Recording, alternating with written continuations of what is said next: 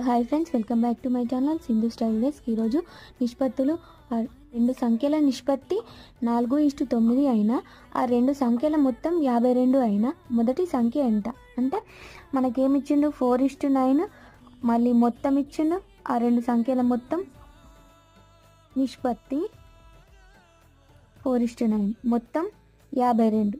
ఇప్పుడు ఏమి మనకు 4x అనుకోవాలి, 9x అనుకోవాలి. ఇప్పుడు 4x + 9x ఎంత అవుతుంది? 52. అంటే 13x = 52.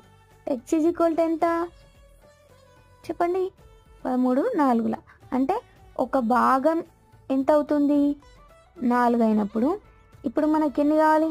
4 భాగాలు. అప్పుడు 4 × 4 కదా మనం రాసుకునేది. ఎంత అవుతుంది? 16. అంటే మొదటి సంఖ్య ఎంత? 16.